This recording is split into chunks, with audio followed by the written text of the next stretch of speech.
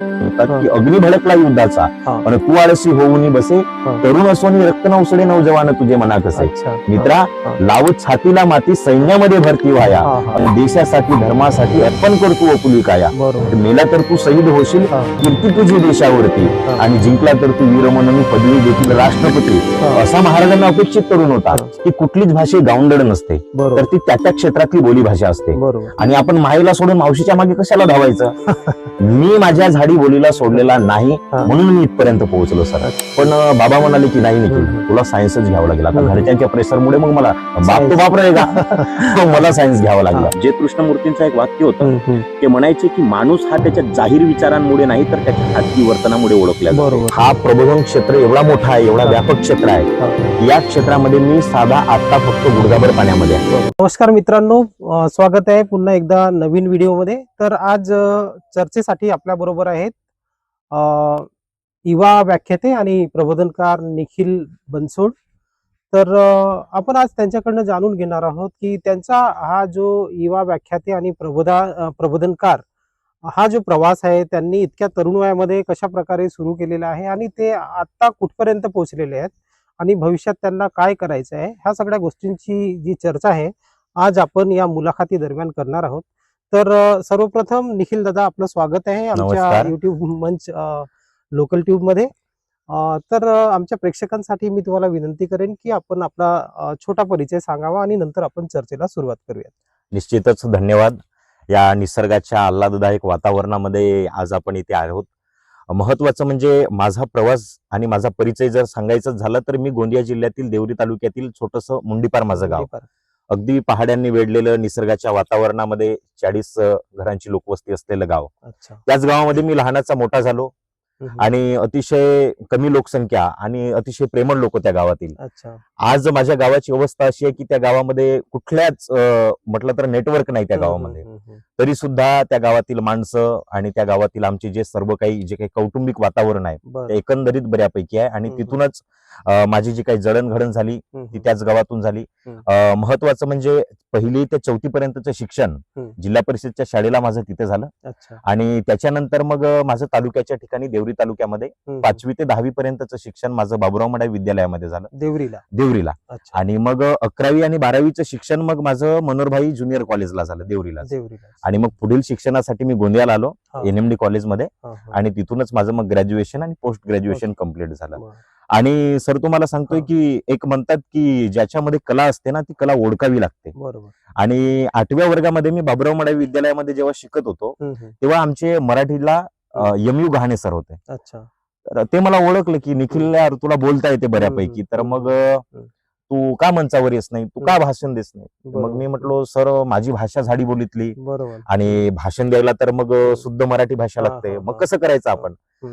मग सरांनी म्हटलं नाही निखिल तू एकदा ये. मग काय झालं की संविधान दिवसाच्या निमित्ताने एक कार्यक्रम आयोजित करण्यात आला होता शाळेमध्ये. आणि मग सरांनी मला सांगितलं की निखिल सूत्रसंचालन तुला करावं लागेल. मग मी म्हटलं सर ठीक आहे सूत्रसंचालन करतो. मी मस्त बऱ्यापैकी तयारी करून गेलो आणि दुसऱ्या दिवशी सूत्रसंचालन तो त्या दिवसाचा एवढा प्रभावी झाला की आमचे मुख्याध्यापक MU आपले RS गायधने सर होते. गायधने सरांनी माझी खूप प्रशंसा केली. आणि मग आता प्रशंसा केल्याच्या नंतर आपल्यालाच वाटते बरं की चला यार आपण समोर गेलं पाहिजे.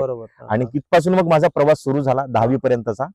आणि मग काय झालं 11व्या वर्गामध्ये मी मनोहरभाईला गेलो. आता मनोहरभाई ही शाळा म्हटलं देवरीची, तर कसं आहे तालुक्यातच नव्हे जिल्ह्यातच नव्हे तर विदर्भात गाजलेली ती शाळा. आणि त्या शाळेमध्ये स्वतःला आम्ही कसं काय करायचं, मी तर म्हटलं तिथे आपला काही थांगपत्ता लागणार नाही. पण एक म्हणतात ना की ज्याच्यामध्ये जे काही कलागुण असेल ते 4 चौघांमध्ये उठून दिसतात. आणि तेच झालं आणि तिथूनच माझ्या या वक्तृत्वाची आणि प्रबोधनाची सुरुवात झाली. तर मला सांगा आताच्या घडीला आपण काही परत शिक्षण घेतायत की शिक्षण आपलं कम्प्लीट केलेलं आहे? नाही माझं शिक्षण चालूच आहे. मी आजीवन विद्यार्थी आहे. आणि महत्वाचं म्हणजे माझं ग्रॅज्युएशन BA कम्प्लीट झालं. त्याच्यानंतर माझं MA राज्यशास्त्र आणि आता माझं नेट सेटची तयारी चालू आहे. महत्वाचं म्हणजे मी एक समाज प्रबोधनकार फिरत असताना, या समाजामध्ये वावरत असताना, संपूर्ण महाराष्ट्रामध्ये वावरत असताना महत्वाचं की शिक्षण हे अतिशय गरजेचं आहे. जर शिक्षणाकडे दुर्लक्ष झाला तर आम्ही इतरांना काय प्रेरणा द्यायची, त्यासाठी माझं हे शिक्षण सुरू आहे. तर आता हे प्रबोधनकार म्हणून याला मोठा अभ्यास लागतो. हा बरोबर आहे. तर आता प्रबोधन करता करता एका ठिकाणातनं दुसऱ्या ठिकाणी जाताना प्रवास करताना आपण कसं मॅनेज करता हे सगळं म्हणजे? हा महत्वाचं हाच असते की लोक म्हणतात की बा येतात मानधन घेतात पैसे हं, घेतात हं, हं. तर इतका कशाला लागतोय हं, किंवा हं. काय करतात. महत्वाचं म्हणजे कसं आहे हं. की सर बघा एखाद्या ठिकाणी आपण प्रबोधन करायला बोलवत असतो, बरोबर. तो तिथून जात असतो, तो जाण्या येण्याचा निदान खर्च असेल हा. किंवा इतर गोष्टी असतील हं. त्याला त्या मॅनेज कराव्या लागतात. हं, हं, हं. आणि महत्वाचं म्हणजे कसं आहे हं. की प्रवास खर्चाचा आपला प्रवासाचा जर वेळ मॅनेजमेंट करायला गेला आणि जो हं. काही अभ्यास आहे आपला तर त्या बरोबर. अभ्यासाकडे सुद्धा दुर्लक्ष होत असते. हा. पण त्याच्यासाठी टाइम मॅनेजमेंट हं, हं. आणि महत्वाचं म्हणजे माइंड मॅनेजमेंट Mind ह्या management. दोन्ही गोष्टी आवश्यक आहेत. बरोबर. तरच तो समाजामध्ये टिकाव धरू शकतो. हं. आणि माझ्या बाबतीमध्ये कसं झालं, हं. मी 70% आपल्या अभ्यासाला मी प्रथम प्राधान्य दिलं हं. आणि त्याच्यानंतर जे काही 30% आहेत ते हं. माझ्या प्रबोधन क्षेत्रामध्ये घालवला. अच्छा. आज वेळ नाही म्हणतात कुणी हं, आपल्याकडे, हं, हं. पण वेळ नाही हं. हे मला वाटते पळवाटा झाल्या ह्या. अच्छा. वेळ नाही या पळवाटा आहेत. हं, हं. वेळ आपल्याकडे भरपूर आहे, त्या वेळेचा सदुपयोग आपल्याला करता आला पाहिजे. करता आला पाहिजे. आज हा. व्याख्यान क्षेत्रामध्ये भरपूर लोक आहेत, हा. पण काय असते ना पुढे मग त्याच्यामध्येच 50% वेळ देत असते. मग बरोबर. 50% आपण अभ्यासाकडे दिला तर हं. अभ्यासाकडे संपूर्ण दुर्लक्ष हा, होत हा, असते. हा. पण अभ्यासाशिवाय महत्वाचं दुसरं काही नाही. तर बरोबर. मला वाटते की माणसाने टाइम मॅनेजमेंट आणि माइंड मॅनेजमेंट हं, हं. हे असणे अतिशय आवश्यक आहे. हं, हं. तर हे कशा प्रकारे तुम्ही म्हणजे करता? आता माझं बघा मी कसं करतोय, हं. एखादी मला तारीख भेटली कार्यक्रमाची हं, किंवा हं. एखाद्या व्याख्यानाचं हं, असलं हं. तर कसं असते वक्त्याने कुठल्याही कार्यक्रमाची किंवा एखाद्या व्याख्यानाला जायच्या अगोदर त्याची पूर्वतयारी करणे आवश्यक असते. बरोबर. कारण तिथला श्रोता वर्ग कसा आहे हे बरोबर. अतिशय महत्वाचं आहे. हा. तो श्रोता वर्ग जर ओळखून आपण जर तसं तिथे जर आपलं प्रस्थान केलं हं, किंवा भाषण दिलं आपण व्यवस्थित तर ते हं. आपण श्रोत्यांच्या मनाला आपण छेदू शकतो. बरोबर. तर माझं कसं असते, हं. मी अभ्यासासाठी काही जे वेळ काढलेली आहे हं, दिवसाचे हं. दिवसाचे 2 ते 3 तास हे माझ्या अभ्यासासाठी हं, असतात. हं. त्याच्यातले 2 तास हं. माझ्या व्याख्यानासाठी जे काही आवश्यक गोष्टी आहेत हं, मी त्याच्यासाठी त्या करत असतो. अच्छा. तर अशा हिशोबाने आणि त्याच्यानंतर वक्त्याला हं. भाषण देते वेळी किंवा तो समाजामध्ये एक वक्ता किंवा एक समाज प्रबोधनकार म्हणून फिरत असताना हं, हं. महत्वाचं म्हणजे त्याचा व्यासंग किती आहे, त्याचा बरोबर. वाचन किती आहे हं, हं. हे अतिशय महत्वाचं आहे. हं. कारण एखादी वक्ता सर हं. तो मंचावर गेला, बरोबर. मंचावर गेल्याच्या नंतर तो 1 तास भाषण देतोय तर हा. समोरच्या श्रोत्याला काय वाटतं की याच्यासारखा ज्ञानी दुसरा कोणी दुसरं नाही, कोणी नाही. त्याच्या मनामध्ये असं एक निर्माण होतो. हं. मग कसं असते की एखाद्या श्रोत्याला वाटते काय आपण यांना एखादी प्रश्न विचारावा. बरोबर. मग प्रश्न विचारल्याच्या नंतर जर श्रोत्याला वक्त्याला जर त्याच्या हिशोबाने उत्तर देता नाही आलं तर शेवटीला त्या श्रोत्याच्या मनामध्ये हं. त्या वक्त्यांच्या बद्दल जो काही आदर असते की हं, हं. आपण याला एवढा मोठा समजत असतो पण या बरोबर. प्रश्नाची उत्तर देऊ शकला नाही. हा. तर मला तरी वाटते की छोट का होईना हं, हं. काही तुम्ही 2-30 सेकंद तरी तुम्ही त्या विषयावरती बोलता आलं पाहिजे, हं, तुम्हाला हं, उत्तर देता आलं हं, पाहिजे. हं, हं. त्यासाठी महत्वाचं म्हणजे आहे वाचन. बरोबर. आणि म्हणून वक्त्यांनी पुस्तकांसोबत मैत्री केलं पाहिजे, हं, हं, हं. हे महत्वाचं आहे. बरोबर. तर मला सांगा आता तुम्ही ही जी यात्रा किंवा हा जो प्रबोधनकार म्हणून प्रवास आहे तुमचा बरोबर. तुम्ही सुरू केलात आणि या दरम्यान तुम्हाला लोक अनेक प्रश्न देखील विचारतात. हो. तर तुमच्याकडे अशी एखादी आठवण आहे की सुरुवातीला तुम्ही हे सुरू केलं आणि तुमची एखाद्या ठिकाणी अडचण हा झाली? नक्की नाही. आतापर्यंत अडचण झाली तर नाही, हा. कारण अगदी 10व्या वर्गापासून माझं वाचन आणि मी माझ्या ज्या क्षेत्रामध्ये मला उतरायचं होतं हं, हं. त्या क्षेत्रामध्ये मी प्रगती करण्याचा विचार केला होता. बरोबर. तर त्यामुळे वाचन सुद्धा वाढवलं होता. हं, हं, हं. मला आठवतंय मोरगाव अर्जुनीला हं, संविधान दिनानिमित्त कार्यक्रम होता हं, हं. आणि बाबासाहेबांच्याच विचारांवरती बोलायचं होतं मला. हं, हं. तिथं बोलणं झाल्याच्या नंतर आता कसं असते, हं. सर्व श्रोते मंडळी आता विद्वान आहेत. कारण बरोबर. आपल्यासमोर वक्ता जरी एकटा हा, बोलत हा, असला हा. तरी त्याच्यासमोर 100 लोक असतात, 200 लोक असतात, बरोबर. 1000 लोक असतात. हो. त्याच्यातून कोण केव्हा काय विचारेल काय हा, सांगता येत त्याचा नाही. असंच निर्णय. हा. हा. तर असंच माझं कार्यक्रम झालं आणि मग मी खाली उतरलो आणि एका वक्त्याने मला विचारलं की दादा एक प्रश्न विचारू का? तर मी म्हटलं बा विचारा. हा, हा. मला वाटलं की काही सोपा प्रश्न असेल.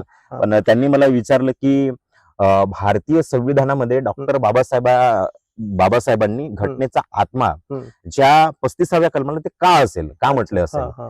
तर तेव्हा माझी थोडी कोंडी झाली होती कारण तेवढा वाचन नव्हता, अभ्यास नव्हता. कारण सुरुवात होती जेव्हा मी 12व्या वर्गातून निघाला होतो. मग म्हटलं ठीक आहे, म्हटलं मी तुम्हाला सांगतोय पण थोडं कसं आहे 12व्या वर्गामध्ये राज्यशास्त्र हा माझा विषय होता आणि त्याच्यामध्ये मी हे सर्व वाचलेलं होता. तर मग मी त्याला उत्तर दिलं आणि त्याच्यामध्ये त्याचं समाधान झालं.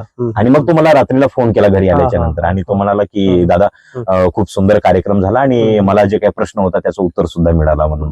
तर होत असते आणि वक्त्याला एवढी तयारी पाहिजे की येणाऱ्या जर श्रोत्याचा प्रश्न असेल तर त्या प्रश्नाला समाधानकारक उत्तर देता आलं पाहिजे. बरोबर. तरच आपण एक वक्ता म्हणून त्याच्यासमोर आपली जे काही आदर सन्मानाची भावना असते ती निर्माण करू शकतो. बरं. तर आता एक जरा पर्सनल प्रश्न मला तुम्हाला करायचे. तुमचं वय काय आता? आता माझं वय 23 वर्ष. 23 वर्षाचं हो. वय तुमचं आहे आणि ह्या 23 वर्षाच्या वयामध्ये तुम्ही तरुणाईकडे कसं बघता? म्हणजे आजचा जो काळ आहे तो डिजिटल आहे, बरोबर सगळं ऑनलाईन आहे, है ना, रील्सचा काळ आपण म्हणता येईल. बरोबर तर आजचे जे तरुण आपण बघितले तर ते त्या गोष्टींकडे वळतात आणि हो. तुमच्या बाबतीतला उदाहरण घेतला तर तुम्ही अगदी विरुद्ध दिशेला आहात. म्हणजे एक युवा प्रबोधनकार अगदी 23 वर्षाचा आणि तो समाजाला प्रबोधन करतो. बरोबर दुसरीकडे आपण तरुणाई बघतो ती दुसरंच त्यांचं प्रबोधन सुरू आहे. तुम्ही हा. काय बघता? म्हणजे काय तुम्हाला असं महत्वाचं म्हणजे कसं आहे, समाजामध्ये प्रत्येक घटक आहेत आणि त्या प्रत्येक घटकांमध्ये व्यक्ती सुद्धा मोडतोय आणि प्रत्येक विचाराचे व्यक्ती असतात. बरोबर. असं म्हणतात की काळाच्या पाऊलखुणा ओळखून काळाबरोबर आपल्याला बदलता आलं पाहिजे. निश्चितच आज सोशल मीडिया हा एक ब्रह्मास्त्र आपल्या हातामध्ये आहे. बरोबर. मलाही कुठेतरी वाटलं की आपण व्हिडिओ बनवावं नाही किंवा यार जाऊ द्या ना, चालू आहे आपलं बऱ्यापैकी. पण आता मला वाटतं की जे माझे काही विचार आहेत जर ते मला इतरांपर्यंत जर पोहोचवायचे असतील तर माझ्यासाठी अतिशय महत्वाचा जर कोणता प्लॅटफॉर्म असेल तर तो सोशल मीडिया. आज इंस्टाग्राम असेल, फेसबुक असेल, युट्यूबच्या माध्यमातून मला जगात पोहोचता येईल, माझे विचार जगात पोहोचवता येतील, हे मला आता कळलं. पण विषय कसा असते ना, आज समाजामध्ये जर तुम्ही बघितले तर बरेचसे लोक आहेत कुठल्या तरी गोष्टीवरती रील बनवायचं, समाजाला निरर्थक गोष्टींचा रील बनवायचा. मग असे रील बनवत असताना मला एक असं वाटतं की आमच्यासारखा प्रबोधनकार जर मग समाजाला चांगल्या गोष्टी सांगत असेल तर ती आमच्यासाठी जमेची बाब आहे. आज तरुणांच्या बाबतीमध्ये सर मी तुम्हाला सांगतोय, तरुणांचाच प्रश्न होता. तर महत्वाचं म्हणजे कसं आहे, तरुणाई ही गुरफटलेली आहे. नेमकं काय करावं तरुणाईला कळलेलंच नाहीये. बाप म्हणते म्हणून पोरगा शिकत आहे, अशी आपली अवस्था झाली आहे. पण त्याच्या मनाला काय वाटते, त्याच्यात जे काही सुप्त गुण आहेत तो त्याच्यामुळे शिकत नाहीये आणि याच्यातच आमच्या तरुणांची कोंडी झालेली आहे. आता एक बघा ना, आज नानाविध प्रकारचा व्यसन तरुण पोरांना जडलेला आहे. त्याच्यामध्ये खर्रा असेल, तंबाखू असेल, सिगरेट असेल, गांजा असेल, इथपर्यंत काय तर मोबाईलचा सुद्धा व्यसन जडलेला आहे. मला एक असं वाटतंय की तरुणांना या व्यसनापासून दूर राहायला सुपारीच्या खांडीचं सुद्धा व्यसन करू नये. आज लाखो घरे या व्यसनांमुळे उद्ध्वस्त झालेले आहेत, लाखो तरुण बर्बाद झालेले आहेत, रस्त्यावरती आलेले आहेत. त्यांना त्यांचा स्वतःचा स्वप्न काय आहे, त्यांना स्वतः कुठला ध्येय गाठायचा आहे हे तरुणांना लक्षात नाही आहे. सर तुम्हाला सांगतोय, तरुण म्हणजे काय तर त म्हणजे तत्पर, रु म्हणजे रुबाबदार आणि न म्हणजे नम्र. हे तिन्ही गुण ज्याच्याकडे असतात तो तरुण आहे, त्याला तरुण म्हणतात आपल्याकडे. वंदनीय राष्ट्रसंत तुकडोजी महाराज तरुणांना आव्हान करून म्हणतात की अग्नी भडकला युद्धाचा आणि तू आळशी होऊनी बसे, तरुण असोनी रक्त न उसडे नवजवान तुझे मना कसे. मित्रा लावत छातीला माती सैन्यामध्ये भरती व्हाया आणि देशासाठी धर्मासाठी अर्पण करतू अपुली काया. मेला तर तू शहीद होशील कीर्ती तुझी देशावरती आणि जिंकला तर तू वीर म्हणून पदवी देतील राष्ट्रपती. असा महाराजांना अपेक्षित तरुण होता. स्वामी विवेकानंदांना सुद्धा हाच तरुण अपेक्षित होता. पण आज कोण्या बाया बापड्यांच्या प्रेमामध्ये आणि व्यसनामध्ये स्वतःचं आयुष्य गमावण्यामध्ये तरुण व्यस्त झालेला आहे. त्याला स्वतःचा स्वप्न नाही, त्याला स्वतःचा ध्येय नाही. तर अशा तरुणांनी नेमकं काय करावं? मी तुम्हाला एक सांगतोय सर, आज बघा ना तुम्ही, समाजामध्ये सर्वात जास्त आत्महत्या तरुणांच्या होत आहेत. कशामुळे? त्यांना कुठेतरी एक छोटासा अपयश जाणवला म्हणून. पण जर एखादी व्यक्ती या छोट्याशा अपयशामुळे जर तो आपली आत्महत्या करत असेल तर त्याच्यासारखा थिल्लर व्यक्ती तर कोणी नाही. आत्महत्या पर्याय नाही असू शकत ना, पर्याय नाही असू शकत. एखादी अपयश येतो पण ते पचवता आलं पाहिजे माणसाला, त्याच्यातूनच एक नवी उभारी घेता आली पाहिजे. मी तुम्हाला एक सांगतो, तरुणांना माझं नेहमी एक आव्हान असते की राहे जहां तक जाएगी राहगीर वहां तक जाएगा, तुम दरिया से ना पूछो कि नीर कहां तक जाएगा, तू खींच धनुष की डोर और साध निशाना अपने मंजिल का, बाद में देखेंगे की तीर कहां तक जाएगा. आपल्याला एशियाच्या ध्येयावर जायचं असेल तर सुरुवात आपल्याला करावं लागेल. बघू ना आपण नंतर काय करायचं. सुरुवात करताना यश नक्की सर, नक्कीच नंतर आपण त्याच्यातनं मार्ग काढू शकतो. नक्की. तर मला सांगा, आता तरुणांची ही कोंडी दूर व्हायला आणि आपण एक प्रकारे प्रबोधन करतात, तर तुम्हाला काय वाटतं, हे जे तुमचं प्रबोधन आहे हो ते तरुण एक्सेप्ट करतात? नक्की. कारण कसं असते, आम्ही मटेरियलच तसा देतो. अच्छा. कारण आता सुद्धा आम्ही बदललो ना, जमान्यानुसार आपल्याला बदलावं लागेल, काळाच्या पाऊलखुणा ओळखावे लागतील. आज तरुणांना कसं असते, एखादी माझी आता बघा तुम्हाला सांगतो, इंस्टाग्रामवर मी आता सध्या आलोय, प्रेमावरती रील बनवली की ती 10,000च्या वर जाते, 3-3 लाखाच्या वर जाते. आणि एखादी चांगला संदेश दिला तर त्याला 2,000 सुद्धा व्ह्यूज येत नाही. म्हणजे तरुणांचा कल कुणीकडे आहे? आज तरुणांचा कल ज्या हिशोबाने त्या क्षेत्रामध्ये त्यांना प्रबोधन करणे आवश्यक आहे आणि तरुण लोक निश्चित ऍक्सेप्ट करतात. माझी एक रील होती, ते जास्त नाही हो, पण 3-3.5 लाखापर्यंत ती गेली आणि मला भरपूर पोरांचे फोन आले की दादा आम्ही खूप इन्स्पायर झालो तुमच्यामुळे, आम्हाला खूप मोटिवेशन मिळालं आणि असंच तुम्ही व्हिडिओ बनवत चला आणि आम्हाला मार्गदर्शन करा. आपल्या मनाला मनाला एक शांती वाटते की यार काहीतरी आपण चांगलं करतोय. चांगलं करतोय. हा, असं आहे हा. सर. बरोबर. तर मला सांगा आता ह्या तुमच्या प्रवासामध्ये है ना, म्हणजे काय अडचणी आता तुम्हाला दिसतात पुढे ना इन बरोबर. फ्युचर? फ्युचरच्या अडचणी सांगतो आणि माझ्या ज्या काही भूतकाळातल्या ज्या काही अडचणी होत्या त्या सुद्धा सांगतो. सर बघा, आपला हा गोंदिया जिल्हा, बरोबर. त्यातल्या त्यात देवरी तालुका आणि माझा मुंडी पारगाव. हम्म, हम्म. आम्ही झाडी बोली आमची बोली, हो. आणि एखाद्याला जर वक्ता व्हायचा असेल हा, तर हा. आमच्या मनामध्ये एक असा एक भ्रांत परिकल्पना होईल हा, की नाही बा, जे एखाद्याला वक्ता व्हायचा आहे तर त्याची मराठी शुद्ध असायला पाहिजे, हा, हा. त्याला प्रमाण भाषा बोलता आली बोलता पाहिजे. आली पाहिजे. पण मी याला छेद दिला. अच्छा. कारण मला माझं एक असं प्रामाणिक मत आहे हा. की कुठलीच भाषा गावंडळ नसते, तर बरोबर. ती त्या त्या क्षेत्रातली बोली भाषा असते. बरोबर. आणि आपण माईला सोडून मावशीच्या मागे कशाला धावायचं? मी माझ्या झाडी बोलीला सोडलेला नाही, हा. म्हणून मी इथपर्यंत पोहोचलो सर. अच्छा. कारण जर मी माझ्या भाषेला सोडलो असतो हम्म. तर कदाचित मला एक असं वाटलं असतं की नाही यार आपल्याला मराठी शिकावं लागेल आता. बरोबर. मग मराठी शिकण्यामध्ये जर माझा वेळ गेला असता हा, हा. आणि मी माझ्या भाषेला सोडलो असतो तर मंचावरती मी काही आपलं चांगलं परफॉर्मन्स करू शकलो नसतो. करूनच. हा, मग असं झालं, हा मनामध्ये भाषेचा संघर्ष खूप मोठा हम्म, करावा लागला. हम्म, आजही माझ्या बोलीभाषेवरती माझ्या बोलीभाषेचा प्रभाव आहे, माझ्या हा. मराठीवर माझ्या बोलीभाषेचा प्रभाव आहे. बरोबर. त्यामुळे कुठले शब्द माझे झाडी बोलीचे येतात, हम्म, कुठले माझे प्रमाण, पण मला एक असं वाटतं की माझी भाषा ही माझी भाषा आहे बरोबर. आणि माझ्या भाषेचा निश्चित मला अभिमान आहे. हम्म, हम्म, त्यामुळे हा जो काही प्रवास संघर्ष होता, हम्म. आता मी तुम्हाला एक सर सांगतोय काय झालं. एकंदरीत माझ्या शिक्षणाच्या बाबतीमध्ये बराचसा संघर्ष होता. अच्छा. 5वी ते 10वी पर्यंत माझं सेमी इंग्लिश होतं. हम्म, त्याच्यानंतर 10वीला बऱ्यापैकी पर्सेंटेज हम्म, मिळाले हम्म. आणि आता 11वी-12वीला काय करावं, हो. सायन्स घ्यायचं की आर्ट घ्यायचा. हा. मग माझ्या वडिलांनी म्हटलं की नाही निखिल, तुला सायन्सच घ्यावं लागेल. हा, हा. पण मी म्हटलं की जर मला प्रबोधन क्षेत्रामध्ये किंवा माझ्या कला क्षेत्रामध्ये जर मला उतरायचं असेल तर माझ्यासाठी आर्ट फॅकल्टी अतिशय आवश्यक आहे. बरोबर. पण बाबा म्हणाले की नाही निखिल, तुला सायन्सच घ्यावं लागेल. आता घरच्यांच्या प्रेशरमुळे मग मला बाप तो बाप रहेगा मला सायन्स घ्यावं लागलं. मग आता सायन्स घ्यावं लागलं. 11वी सर दिवाळीपर्यंत मी बऱ्यापैकी 11वीला सायन्स मध्ये होतो, पण मन काही लागायचं नाही. म्हटलं यार गड्या, आपला रस्ता चुकलेला आहे, आता करावं आपण काय. मग काय झालं, मी म्हटलं नाही याच्यामध्ये आपण राहू तर आपण आपल्या क्षेत्रामध्ये काही फारशी प्रगती करू शकत नाही. मग मी दिवाळी झाली आणि दिवाळी झाल्याच्या नंतर मी आमचे जीएम मेसराम सर आहेत मनोहरभाई शाळेमध्ये, मी सरांकडे गेलो आणि सरांना म्हटलं की सर माझं काही मन लागत नाही, मला काय करावं तुम्हीच सांगा. ते शिक्षक असे एकमेव शिक्षक आहेत, त्यांच्या बाबतीमध्ये माझ्या मनात खूप आदर सन्मान आहेत. ते मला ओळखलं आणि म्हटलं की निखिल काही करू नको, उद्यापासून आपली बॅग घे आणि आर्ट फॅकल्टी मध्ये जाऊन बस. मी आर्ट मध्ये गेलो, संपूर्ण 12वा वर्ग मी आर्ट मध्ये काढलो आणि तीच देण आहे त्या आर्ट फॅकल्टीची, कारण तिथे आम्ही इतिहास वाचलो, तिथे मराठी साहित्याशी आमचं प्रेम जडलं आणि त्याच्यानंतर भूगोल असेल, हे जे काही आपण जे काही समाजामध्ये जे काही घडत आहे ते आम्ही बघितलो आणि मी इथपर्यंत आलोय.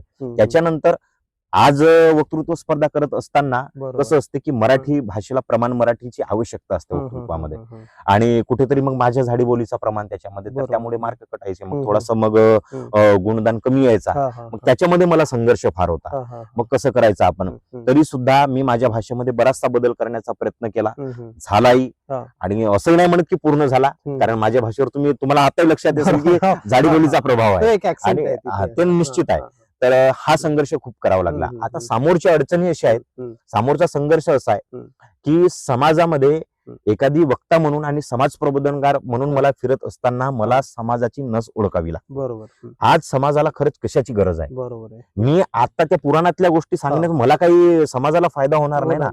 आज समाजाच्या मूळ मुद्द्यावरती आम्हाला जसं आता व्यसन असेल, अंधश्रद्धा समाजामध्ये फोपावलेली आहे, आज आमच्या संत महापुरुषांनी जे काही विचार सांगितलेले आहेत त्या विचारापासून आम्ही कोसदूर चाललोय, तर ते न सोडून मला तसं समाजाचं प्रबोधन करावं लागेल.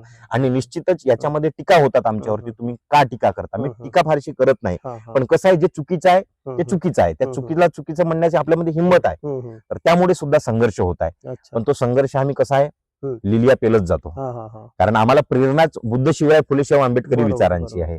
आणि हे सर्व संत महापुरुष असतील, गाडगे बाबा असतील, तुकडोजी महाराज असतील, तुकाराम महाराज असतील, ज्ञानोबा माऊली असतील, हा संत महापुरुषांचा हा वैचारिक महाराष्ट्र, आणि या वैचारिक महाराष्ट्रामध्ये आम्ही त्यांच्याच परिवर्तनाच्या वाटेवरील आम्ही वाट सुरू आहोत आणि आपला हा प्रवास चालू आहे. संघर्ष आहे, आता कुठल्याही गोष्टीमध्ये संघर्ष आहे. कसं आहे, क्षेत्र कोणताही असो कष्टाला प्रमाण, क्षेत्र कोणताही असो कष्टाला पर्याय नाही, आणि जर मग तुमचे कष्ट प्रामाणिक असेल तर मग यशाला पर्याय नाही, यश निश्चितच भेटत असते. संघर्ष आहे मग शेवटी संघर्ष आहे.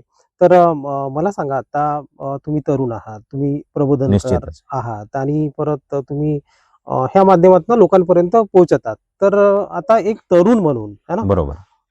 तुम्हाला टेम्पटेशन पण तितकेच असतील. म्हणजे समजा है ना, एखाद्या मुलीला किंवा एखाद्या महिलेला तुमचे विचार आवडले, बऱ्याच वेळेला असे टेम्पटेशन होतात. तर होता, त्याला हा. तुम्ही कसं पेलवता, म्हणजे कसं घेतात? आता बघा, हा. समाजामध्ये आम्ही जात असताना प्रत्येकालाच आपले विचार मांडणे असतील अशातली गोष्ट नाही. बरोबर. कुणाला आपले विचार आवडतात, हा. कुणाला आवडत नाही. हा.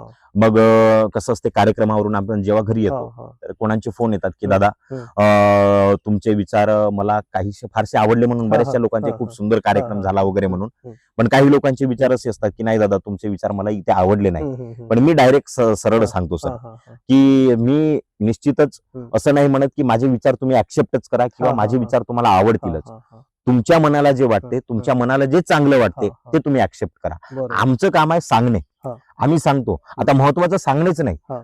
आज प्रबोधनकार म्हणून आम्ही समाजामध्ये फिरत असताना भरपूर वक्ते आहेत आपल्याकडे. बरोबर. पण आमच्या बोलण्यालाच अर्थ हम्म, नाही हम्म. आम्ही जोपर्यंत ते कृतीत उतरवत नाही. जे कृष्णमूर्तींचं एक वाक्य होतं ते म्हणायचे की माणूस हा त्याच्या जाहीर विचारांमुळे नाही तर त्याच्या खाजगी वर्तनामुळे ओळखला जातो. बरोबर. हा. आज आम्ही समाजामध्ये वावरत असताना आम्ही आमचे जाहीर विचार व्यक्त करतो. पण महत्वाचं आहे की आमचं खाजगी वर्तन काय आहे. हा, हा. मी समाजामध्ये हा. अंधश्रद्धेवरती बोलत असताना जर मीच अंधश्रद्धा पाळत असेल हम्म. तर मग त्या माझ्या बोलण्याला काही अर्थ नाही. अर्थ नाही. मी व्यसनमुक्तीवरती बोलत असताना मला जर कुठल्या गोष्टीचं व्यसन असेल तर माझ्या सांगण्याला काही अर्थ नाही. बरोबर. मग कसं असते, माझ्या बोलण्याला माझ्या कृतीची जोड असणे आवश्यक आहे. बरोबर आहे. सिर्फ बातों का बाजार मत करो, हा, हा, कुछ रचनात्मक काम करो हा, हा. और नहीं जमता तो मरखटी में जाके आराम करो, असं माझं चांगलं असते. हा, हा. कसं आपल्या क्षेत्रामध्ये आम्ही उतरत असताना त्याला कृतीची जोड असते. बरोबर. आता तुम्ही जसं मला म्हटले, मी मागे म्हटलं होतं की जसं अंधश्रद्धेच्या बाबतीमध्ये बोललो होतो की आज आपल्या समाजामध्ये अंधश्रद्धेमध्ये सर्वात जास्त जर कोणी गुरफटला असेल तर आमच्या महिला असतील. बरोबर. तर एका महिलेचा मला फोन आला की दादा हे तुम्ही चुकीचं बोलताय. तर मी म्हटलं ताई काय झालं, तर तुम्ही फक्त महिलांनाच टार्गेट करता. मी म्हटलं टार्गेट कुणाला करत नाही. आजची अवस्था तशी झालेली आहे. बरोबर. एखादी गावामध्ये बुवा बाबा आला हा, हा. की सर्वात अगोदर कुणी जात असेल तर ते आमच्या महिला महिला जातात. जातात. निश्चित केलं पाहिजे, श्रद्धा हा, आहे हा, त्यांची. हा. आमचा कोणाला विरोध नाही, कोणा धर्माला विरोध नाही, तर कोणालाही विरोध नाही. बरोबर. ज्याचं त्याचं भारतीय संविधानाने अधिकार दिलेला आहे सर्वांनी. मी आतापर्यंत कधीच मी कुठल्या धर्मावरती टीका केली नाही. तो त्याचा आचरणाचा विषय आहे, त्याने ते करावं. ते भारतीय संविधानाने त्याला स्वातंत्र्य दिलेलं आहे. पण ज्या काही समाजामध्ये ज्या काही अंधश्रद्धा फोपावलेल्या आहेत, एखाद्या बाबाच्या आश्रमात जा, मठात जा, तिथे गेल्याच्या नंतर मला मुलं बोळा होत नाही म्हणून एखादी महिला जाते आणि त्याच्यावर तो मग अतिप्रसंग करतोय. आज समाजामध्ये आपण बघितलंय ना सर, एवढ्या मोठ्या समस्या आहेत. हे घडतंय. त्याच्यावरती आमची टीका असते.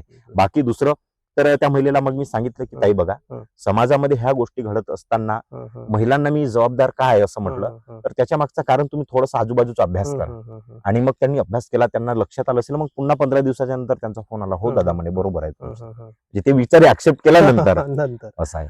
अरे. तर मला सांगा, आता तुम्ही तरुण आहात, 23 वर्षाचे. बरोबर. तर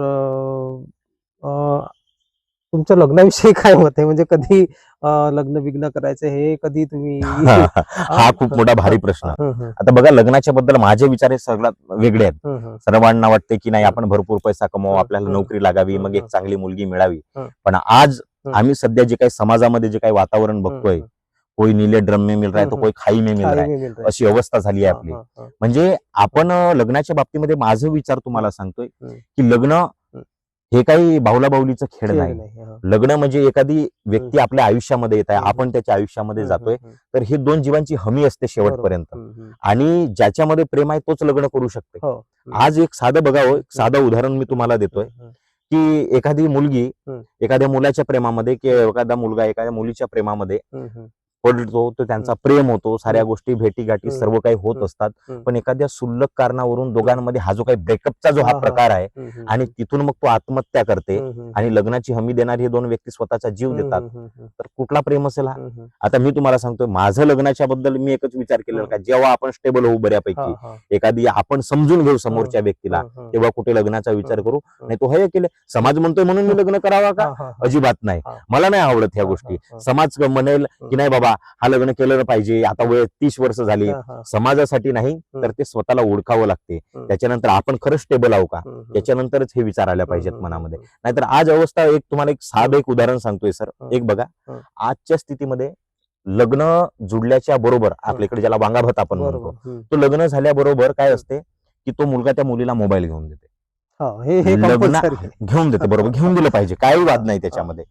ते बिचारे रोजही रात्री एवढे बोलतात, एवढे हा, हा, रात्र हा. दिवस रात्र हम्म. लग्न होईपर्यंत बोलतात. बोलतात बरोबर. बरोबर. काय बोलतात काय नाही ते हा, हा, त्यांना हा. माहिती. हम्म. तू जेवली का, तू हा. नाही जेवली का, जसं का तिच्या बापाच्या घरी खायला नाही हा, भेटत. हा, हा, काय बोलतात काय माहित हा, नाही. हा. बोलून झाल्याच्या नंतर, लग्न झाल्याच्या नंतर हा. सर 2 महिन्यामध्ये हे हम्म. तलाक होते, यांची सोडचिठ्ठी होते. हा. हे बरेच कशासाठी? केसेस असे बऱ्याच केसेस आहेत. आता एक साधं उदाहरण तुम्हाला सांगतोय. आज आपली वय साधारणतः तुम्ही माझ्यापेक्षा 5-10 वर्षांनी मोठे आहात. बरोबर. आमच्या आई बाबांचा जेव्हा लग्न झाला तेव्हा त्यांच्याकडे मोबाईल नव्हता. हो. एकदाचा लग्न जुडला तर ते डायरेक्ट 2 महिन्याच्या नंतर डायरेक्ट लग्नाच्या लग्नासाठीच दिवशी गेले. तरी सुद्धा आज आपण 30, तुम्ही 30 वर्षाचे, मी 23 वर्षाचा, बरोबर. तरी सुद्धा आपले आई बाबा एकत्रित नांदत आहेत. हो. याला म्हणतात खरा प्रेम. खरं. हा आहे लग्न. हा, हा. आता यांच्याकडून आपल्याला हे स्वीकारावं लागेल. हा. आपण चाललो कुठे, बरोबर. आपली तरुणाई चालली कुठे, हा दृष्टिकोन असला पाहिजे आपल्या बरोबर. लग्नाच्या बाबतीमध्ये. असं आहे सर ते. बरं. तर निखिल दादा, आता मला सांगा, तुम्ही ह्या क्षेत्रामध्ये अजून कुठपर्यंत तुम्हाला पोहोचायचे, तुम्ही काय तुमचा गोल सेट करून ठेवलाय? बरोबर. आता मी सर तुम्हाला सांगतोय, कसं आहे ना, मी आता कुठेच नाही. हा प्रबोधन क्षेत्र एवढा मोठा आहे, एवढा व्यापक क्षेत्र आहे. या क्षेत्रामध्ये मी साधा आता फक्त गुडघाभर पाण्यामध्ये आहे. बरोबर. गुडघाभर नाही, घोटाभर पाण्यामध्ये आहे. आणि आता मला पूर्ण तिथपर्यंत जायचं आहे. तर महत्वाचं ही तर आपली सुरुवात आहे. बरोबर. आणि या सुरुवातीबरोबरच मला बराचसा ध्येय गाठायचा आहे. ध्येय म्हणजे आज आम्ही महाराष्ट्रात पोहोचलोय, आता जिल्ह्यात, मग विदर्भामध्ये, मग महाराष्ट्रामध्ये. पण मला वाटतं की आपण महाराष्ट्रापुरतच मर्यादित राहू नये, बरोबर. पूर्ण देशात पोहोचायचं आहे. हा, हा. मग देशात पोहोचायचं असेल तर मग आमची हिंदी भाषेवरही कमांड असली बरोबर. पाहिजे. हा. मग त्यासाठी सुद्धा माझे प्रयत्न चालू आहेत. सर्वात एक विचार करायचं झालं तर माझा जो मित्रांचा जो बॅकग्राऊंड आहे तो माझ्यासाठी अतिशय महत्वाचा आहे. एक पोषक वातावरण मित्रांनी तयार करून दिलं. माझ्या आयुष्यामध्ये माझे एक मित्र आहेत, जितेंद्र दादा असोले, त्यांना ओळखत असाल, ते सुद्धा युवा व्याख्याते, ते संपूर्ण महाराष्ट्रामध्ये गाजत आलेले आहेत. त्या माझ्या मित्राची भूमिका माझ्या आयुष्यामध्ये एका दीपस्तंभासारखी आहे. त्यांनी मला नेहमी मार्गदर्शन केलेलं आहे, निखिल असं नाही, असं करायचं, आपल्याला अशा बाबतीमध्ये आता करायचं आहे. आणि त्यांनी भरपूर मला सांगितलेलं आहे. महत्वाचं म्हणजे कसं आहे की एक मित्र आपल्या आयुष्यामध्ये काय सांगते आणि त्याच्या बाबतीत आपण काय आचरणात आणतो हे सुद्धा महत्वाचं आहे. नाहीतर काही मित्र कसं असतात, एखाद्या मित्राला खड्ड्यात घेऊन जाणारे असतात. पण माझ्या बाबतीमध्ये हे जे कोणी माझे मित्र आहेत, आज माझा जो काही आमचा विश्वसनीय फाउंडेशन आहे, त्या विश्वसनीय फाउंडेशन मध्ये माझे बरेचसे मित्र आहेत. तर आमचा जो काही बॅकग्राऊंड आहे, यांचा सर्वांचा एकच मत असते की आमचा व्यक्ती हा समोर गेला पाहिजे. ईर्ष्या नाही, मत्सर नाही, कुणाच्या बद्दल राग नाही. तर हे सर्व मित्र जर आपल्या आयुष्यामध्ये असलं तर मग असं आपल्याला हा वातावरण करता येते. आज मला एक असं वाटतं की आपण महाराष्ट्रामध्ये जावं, आपले विचार तिथपर्यंत पोहोचावे, आपल्या लोकांपर्यंत. आणि ते सर्व होत असताना कुठेतरी मनामध्ये खंत असते की यार आपण हे सर्व करत असताना लोक खरंच ऍक्सेप्ट करतील का, मनामध्ये निराशा येते. पण कसं असते, मनामध्ये जरी निराशा असली तर तिथं खचून जाता कामा नये. जिद्द आणि चिकाटी असली तर माणसाला कुठेही संघर्ष करता येतो. बरोबर. तर निखिल दादा, आता एक शेवटचा प्रश्न मला तुम्हाला विचारायचा आहे की आजच्या तरुणाईला तुम्ही युवा प्रबोधनकार म्हणून काय संदेश देऊ इच्छिता, काय त्यांना सांगू इच्छिता? निश्चितच माझं तरुणाईंना एक, तुम्हाला मागेच बोललेलो होतो मी की आज आपली तरुणाई ही व्यसनामध्ये गेलेली आहे. बरोबर. माझं एक असं म्हणणं आहे की पोरांनो, व्यसनापासून दूर राहा. व्यसन हा माणसाच्या आयुष्यामध्ये लागलेला सर्वात मोठा कलंक, सर्वात मोठा किडा आहे. बरोबर. व्यसन करणाऱ्या तरुणांचे आज लग्न होत नाही, हे बघा, हा महत्वाचा मुद्दा आहे. त्याच्यानंतर व्यसन करणारा मुलगा हा केव्हा जाईल, केव्हा त्याची एक्झिट होईल, काही सांगता येत नाही. बघाव सर, आज कसा असते, ज्या 30 वर्षाच्या पोराला 70 वर्षाच्या म्हाताऱ्या बापाचा प्रेत खांद्यावर घेऊन जायचं असतं, तर झालाय उलट. तो 70 वर्षाचा म्हातारा बाप 30 वर्षाच्या जवान पोराचा प्रेत आपल्या खांद्यावर घेऊन जातोय. ही समाजाची अवस्था आहे. कशामुळे घडलं? हे व्यसनामुळे. आणि तरुणांना माझं एक आव्हान असेल की मित्र हो, बाप म्हणते किंवा घरचे व्यक्ती म्हणतात म्हणून शिक्षण घेऊ नका. शिक्षणाची खरी व्याख्याच आम्हाला समजलेली नाही. शिक्षण म्हणजे काय, तर माणसातील असलेल्या उपजत गुणांचा विकास करणे म्हणजे खरा शिक्षण. म्हणजे की तुमच्यात काय कला आहे, त्या कलेला ओळखा आणि त्या कलेला मग तुम्ही समाजामध्ये विकास करा, तिचा उत्कर्ष करा, तेव्हा तुम्ही टिकाव धरू शकता. आज आपल्याकडे कसं असते की बाप सांगते म्हणून पोरगा शिकत असते, प्रचंड त्याच्या डोक्यावरती डिप्रेस होऊन जाते की नाही बाबा, आता नीटच्या परीक्षेमध्ये मला एवढं मार्क जर नाही भेटले तर आपण काय करावं. आणि कितीतरी पोरं रिझल्ट लागल्याच्या नंतर आत्महत्या करतात. हा आपण समाजामध्ये बघतोय. तर तरुणांना माझं एकच आव्हान असेल की तुम्हाला वाटते, जे चांगलं वाटते ते करा, त्या क्षेत्रामध्ये उतरा आणि तिथे भरपूर मेहनत घ्या.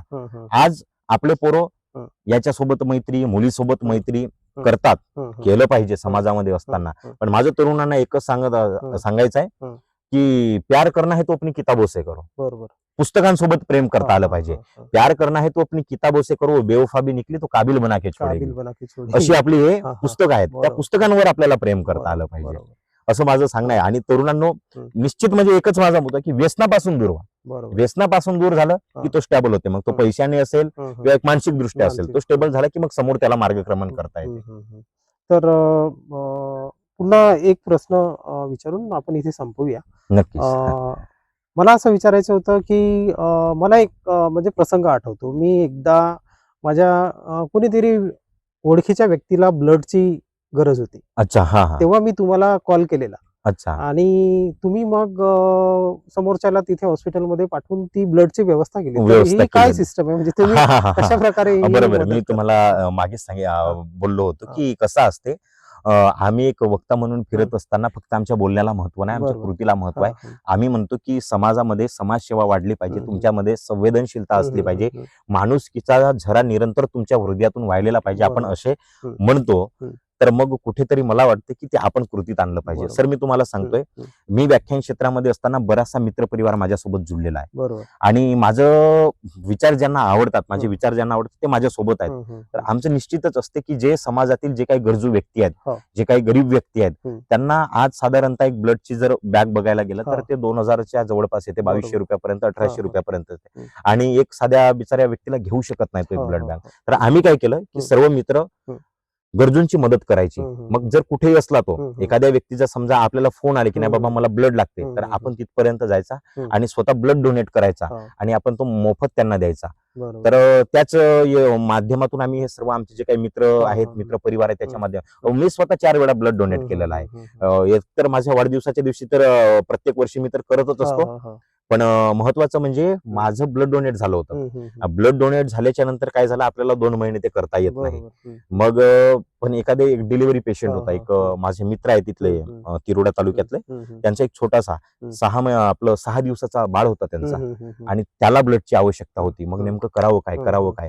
प्रचंड मी मेहनत घेतलो आणि म्हटलो, निखिल तुला मी स्वतःच विचार केला, 2 महिने झाले नाही तरी सुद्धा मी त्यांना सांगितलं की नाही 5-6 महिने झाले मी ब्लड डोनेट केलं होतं आणि मी स्वतः ब्लड डोनेट केला. आज त्या व्यक्तीचा मला फोन येते की दादा, आज माझा मुलगा जो जिवंत आहे ना, तो तुझ्यामुळे. तर ते जे माझ्या मनाला जे काही आत्मिक आनंद आणि सुखद समाधान मिळते ना, ते माझ्यासाठी सर सर्वस्व आहे. बरोबर. तर निखिल दादा, हे सगळं तुम्ही करत आहात त्यासाठी है ना, आमच्या युट्यूब चॅनल लोकल ट्यूब कडनं आम्ही तुम्हाला नक्कीच, शुभेच्छा नक्कीच. देतो. धन्यवाद. आणि आमच्यासाठी तुम्ही वेळ काढला आणि बरोबर, इतक्या निश्चित. दिलखुलास गप्पा आमच्याशी केला. निश्चित. आमच्या प्रश्नांची उत्तरे आपण दिलखुलासपणे दिलीत, त्यासाठी आपला धन्यवाद करतो. आणि आज आपण इथे संपवतो. धन्यवाद फ्युचरमध्ये सर. आपण नक्कीच निश्चितच, पुन्हा नक्की, भेटू नक्की. आणि चला. नवीन विषयावर आपण चर्चा करू. धन्यवाद. Thank you sir.